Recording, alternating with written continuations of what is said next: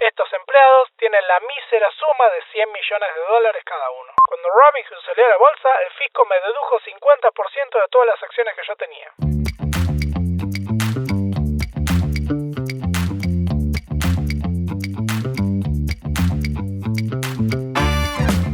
Bienvenidos a Tecnología Informal, un espacio para hablar de carrera, de inversión, de producto, de cultura y de todo lo relacionado con startups. Yo soy Gabriel Benmergui y soy un programador con más de una década de experiencia viviendo y trabajando en California, Estados Unidos.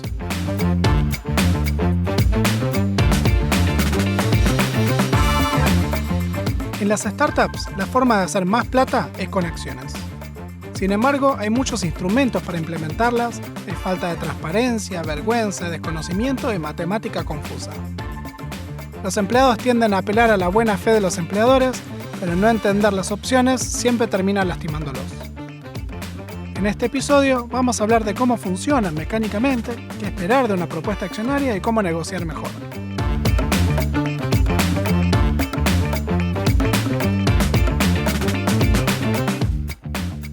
Las startups dan acciones para poder atraer talento compitiendo con empresas que hoy en día dan mucho efectivo y pueden pagar salarios muy altos. Como las startups chicas tienen más potencial que plata, dar acciones es una forma de arbitrar esa situación y ofrecer, con mucho riesgo, salarios eventualmente más altos para los empleados. Las empresas que no ofrezcan acciones van a tener que compensar con beneficios o buscar talento en mercados donde no dar acciones sea competitivo, como puede ser en el mundo remoto o el global. Hay empresas que están obligadas a hacer esto porque no piensan salir a la bolsa o aceptar plata de inversores, famosamente las empresas denominadas bootstrapped. Las empresas que dan acciones a los empleados separan entre el 10 y el 15% de sus acciones para incentivos para empleados.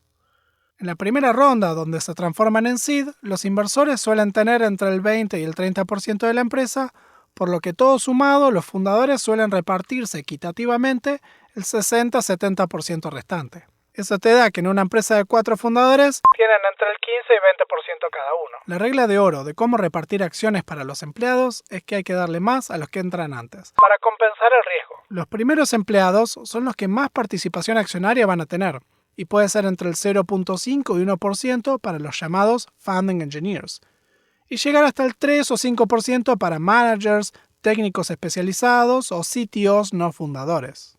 Es famoso que Stripe, una empresa que hoy en día se estima que está valuada en $100.000 millones, le dio un 1% a los primeros 10 empleados. En cualquier etapa, las acciones se dan en lo que se llama un vesting schedule, con un one-year cliff. Las acciones se van a dar en un lapso de 4 años, con el primer 25% acreditándose al cumplir el primer año de trabajo. Renunciar o ser despedido antes de ese año te deja sin acciones. Este sistema también aplica a los fundadores.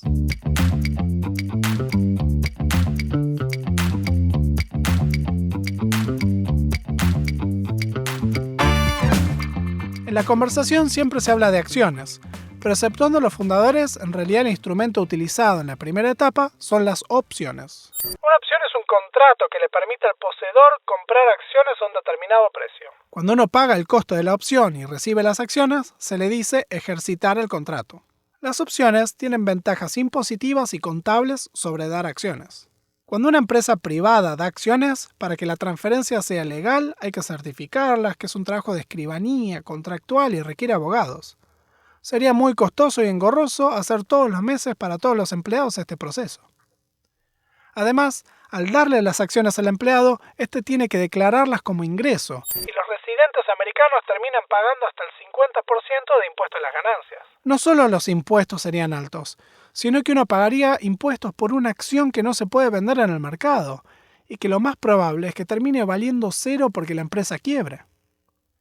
En un ejemplo, si una empresa te dice $100 y tu tasa impositiva es 50%, tendrías que pagarle $50 al fisco y no podrías vender la acción para juntar esos dólares. Con la opción, el empleado no paga ningún impuesto hasta que ejercite los contratos, por lo que puede juntar millones de dólares en opciones sin pagar impuestos. Dependiendo de cuándo ejercite y a qué precio, puede llegar a pagar tan poco como 15% o, lo más común, la tasa marginal de ingresos al momento de ejercicio. Las opciones funcionan así.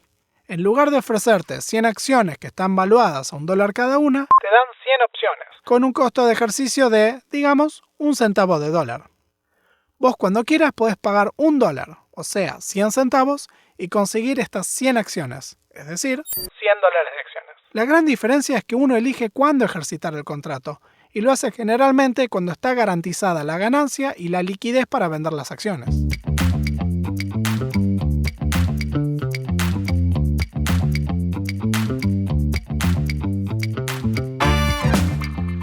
La opción es indudablemente mejor para los empleados que recibir acciones directamente, pero sí es un poco más difícil de entender contablemente.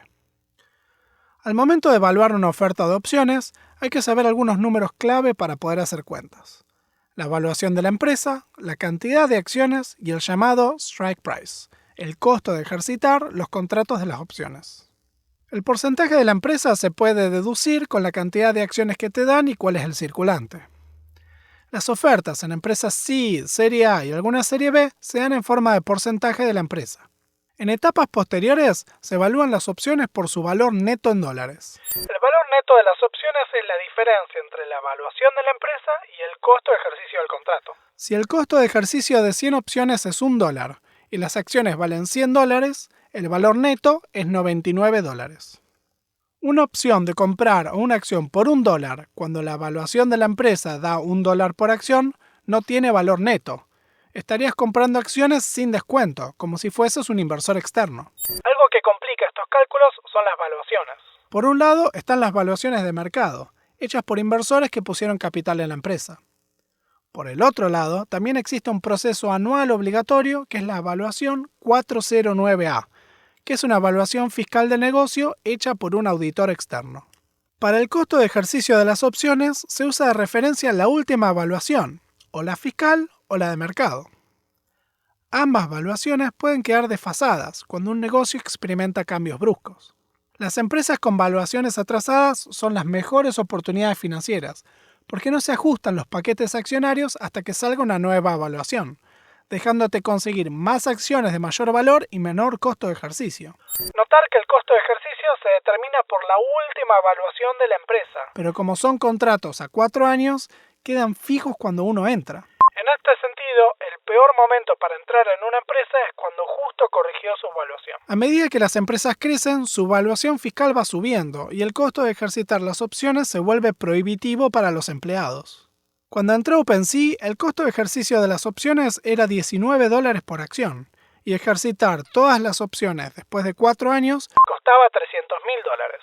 Luego de la última evaluación, este costo de ejercicio subió cientos de dólares, y una persona que entra en la empresa con mi mismo paquete accionario tendría un costo de ejercicio de más de $3 millones. Cuando se llega a un punto en que ejercitar las opciones se vuelve prohibitivo, se cambia todo al sistema RSU. Restricted Stock Unit. Este instrumento es una promesa de darle acciones al empleado cuando haya un evento de liquidación como salir a la bolsa. Los RSU se portan casi como las acciones, solo que no son acciones reales hasta un evento de liquidez. Las ofertas de RSU son más fáciles de calcular. O son un monto nominal en dólares, te vamos a dar $100.000 en acciones, o son un monto nominal en acciones, te vamos a dar 1.000 acciones. La desventaja de los RSU es que cuando hay un evento de liquidez, todas las tenencias se hacen líquidas y cuentan como ingresos, que tiene un esquema impositivo desfavorecido. Cuando Robinhood salió a la bolsa, el fisco me dedujo 50% de todas las acciones que yo tenía. Cuando las empresas ya están en la bolsa, se eliminan los RSU y se dan acciones directamente a una cuenta de broker, y también cuentan como ingresos en términos impositivos. Esta diferencia impositiva de pagar como ingresos o como ganancia de capital es un gran incentivo en favor a startups chicas y nuevas.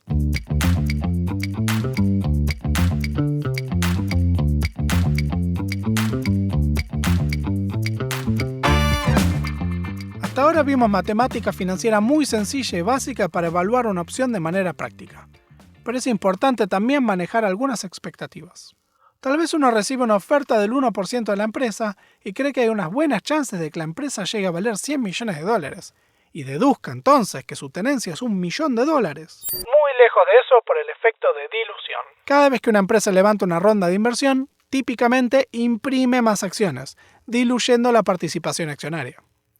Esto ocurre con cada ronda de inversión, suba o baje el valor de la empresa. Típicamente, en cada ronda se diluye el 20% de las acciones, y todos los participantes tienen un pedacito más chico de una torta más grande. Si la evaluación no sube, uno termina con un pedazo más chico de una torta del mismo tamaño. Esto ocurre en las rondas de financiación que extienden etapas, comúnmente llamados bridge rounds o extensiones. Recordemos el caso de Stripe, donde se les dio un 1% de una empresa que hoy vale $100.000 millones. El 1% de ese monto serían $1.000 millones.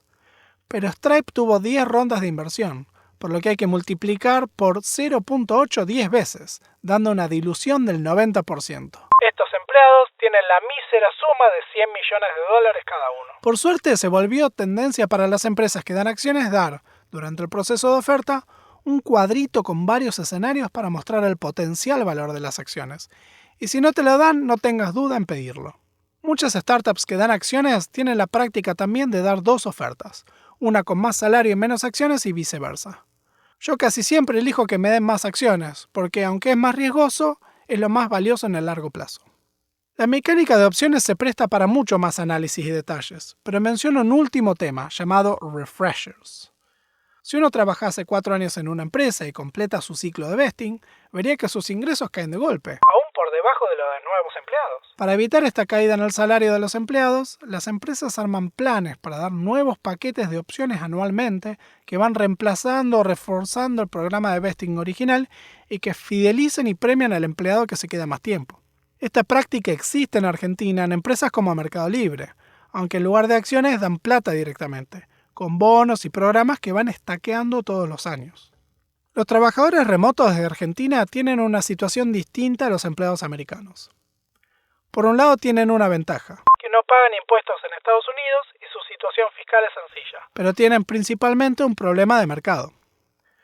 Muchas de las empresas que contratan en Argentina o en el mundo lo hacen porque es más barato. Y es parte de su estrategia general de no dar acciones o dar paquetes accionarios pobres. Cambiar esa política de la empresa en una negociación va desde difícil hasta imposible. Muchas veces ni siquiera se puede o tiene sentido, y otras veces va en contra de un plan explícito de negocio. En Argentina escuché la historia de una empresa que llegó a valer $1.000 millones, convertirse en un unicornio, con un staff original mayoritariamente argentino, y que este staff no recibía acciones. Una tragedia porque serían todos multimillonarios, y para cuando se dieron cuenta ya era muy tarde para negociar y conseguir ese valor. Hay empresas que son celosas con sus acciones, y esta es una de las razones por la que me gustan las empresas de Y Combinator, que no lo son, y están dispuestas a dar mucho más. Es más, toman como muy buena señal para los empleadores porque muestran más compromiso e intereses alineados con la empresa. En el fondo, si una empresa no te da acciones, la mejor herramienta de negociación es mostrar la oportunidad de irte a una empresa que sí da acciones. Táctica que aplica tanto para candidatos como para empleados. Pero antes de eso, mejor hablar con los fundadores o el management para entablar esa conversación y entender los intereses y las posibilidades. El mejor momento para tener esta conversación es ayer. Mientras más esperes al futuro, menos potencial tienen las acciones y menos poder de palanca tenés vos. Recordar que las acciones en las startups son para darles ventaja cuando son chiquitas y les cuesta conseguir talento. Y como las startups tienen separadas las acciones para los empleados, psicológicamente no pierden mucho con darlas. Pueden llegar a ser más generosos de lo esperado. En muchas situaciones es mucho más fácil dar acciones que plata, especialmente cuando la empresa no está financieramente estable. En el peor caso, una empresa que no da acciones porque las retiene celosamente puede darte mucha más plata para compensar. Y uno puede, aunque sea, comprar acciones de otras empresas. Las acciones, las opciones y las valuaciones tienen complejidades legales, contables e impositivas. Entender lo básico es clave para conseguir y buscar oportunidades con remuneraciones astronómicas, negociar mejor y generalmente sentirse más parte de las empresas en las que uno trabaja.